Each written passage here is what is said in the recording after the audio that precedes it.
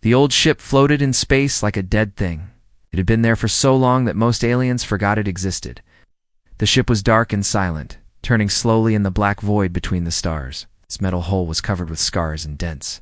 From thousands of years in space, Commander Veltar looked at the strange vessel through his viewing screen. He had seen it many times before during his patrols through this sector of space. The ship was huge, almost 2 kilometers long, but it never moved or sent out any signals.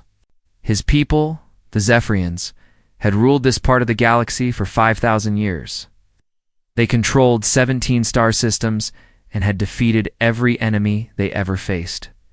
The mysterious ship meant nothing to them. It was just old junk floating. In space, Veltar was standing on the bridge of his warship, the Endless Victory. Around him, his crew worked at their stations, monitoring the mining operations on the nearby planets. The Zephyrians had built massive cities on 3 worlds, and this system, millions of their people lived here, digging valuable metals from the ground and sending them to other Zephyrian worlds. The strange ship had been here before the Zephyrians arrived. When their first scouts found this system, the ship was already floating here, dead and cold. Our scientists had scanned it many times over the centuries. They found no life signs, no energy readings, no movement.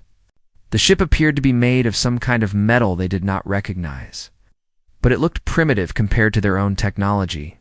Captain Zixara approached Veltar with a datapad in her hands. She was young for a ship captain, but she was smart and brave. Her green skin had the pale marks that showed she came from the warrior caste of their society.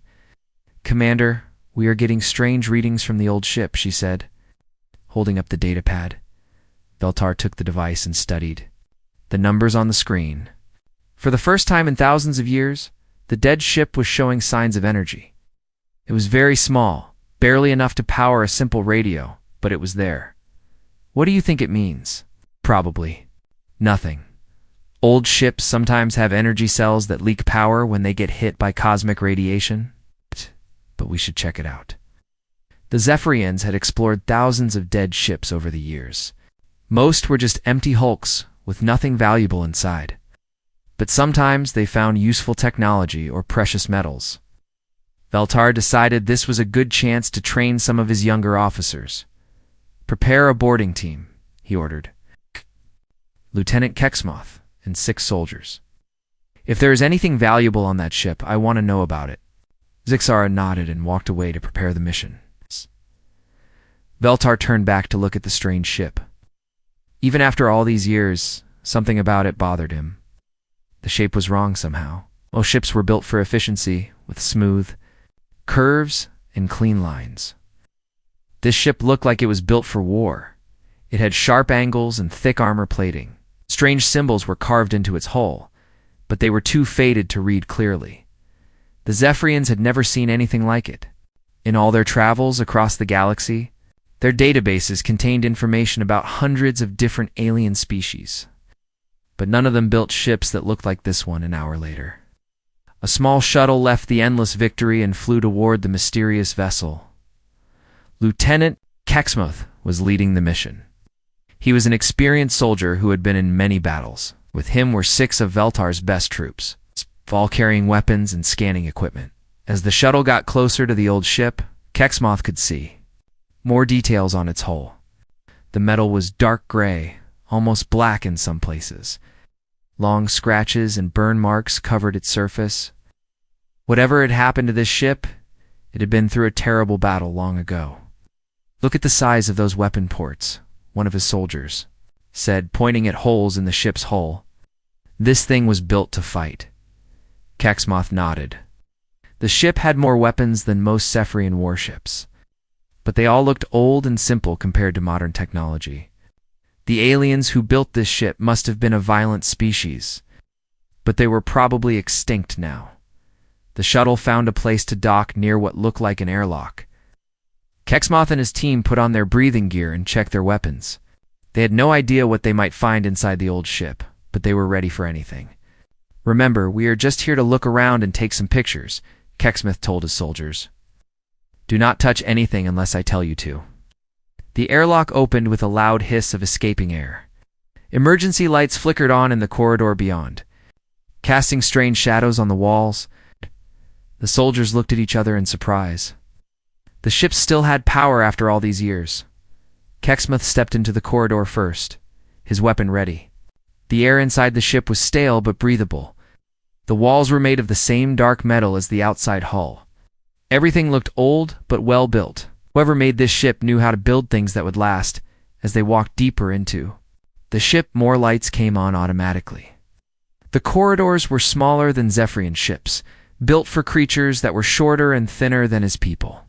Strange writing covered the walls, but none of them could read it. They found what looked like a command center filled with dark screens and control panels. When Keksmuth touched one of the panels, it suddenly came to life with bright lights and white lights and white lights. Moving pictures, or screens activated around the room, showing star maps and lists of information in the alien language. "Sir, you need to see this." One of his soldiers called from across the room. Keksmuth walked over and saw a screen displaying pictures of different alien species. He recognized some of them. These were races that the Zephyrians had conquered over the past few thousand years. But how could this old ship have information about species that lived so far away? Then he saw something that made his blood run cold. On the screen was a perfect picture of a Zephyrian warrior, along with detailed information about their biology, their technology, and their military tactics. The information was more complete than anything in their own databases. This dead ship knew everything about them. Keksmuth stared at the screen showing the detailed information about his own people. His hands shook as he read the data. The ancient ship knew everything about Zephyrian biology, their weapons, their battle tactics, even their weak spots. Information that should have been impossible for any outsider to know. "How is this possible?" one of his soldiers whispered. "This ship has been dead for thousands of years." Keksmuth did not answer. He was too busy reading the files on the screen. The ship had records of every major Zephyrian battle from the past 5,000 years. It knew the names of their commanders, the locations of their secret bases, and the exact number of ships in their fleet. "Shh! Look at this." Another soldier called from a different console. "There are files on dozens of other species, too." Keksmuth walked over and saw screens full of alien races. Some he recognized as species. The Zephyrians had fought and conquered. Others were completely unknown to him. Each file contained detailed biological information, technology assessments, and military capabilities. The soldier pointed at one particular file. "These are the Korthok. We destroyed their homeworld 3,000 years ago." "But look at the date on this file." Keksmuth looked at the timestamp. The file had been updated just 50 years ago, but the Korthok were extinct. There were no survivors left to study. "Check the other files," Keksmuth ordered. "See when they were last updated." The soldiers worked quickly, calling out dates as they found them. The Veltrani files were updated 200 years ago. The Nexus Coalition files were updated last year. Even files on species that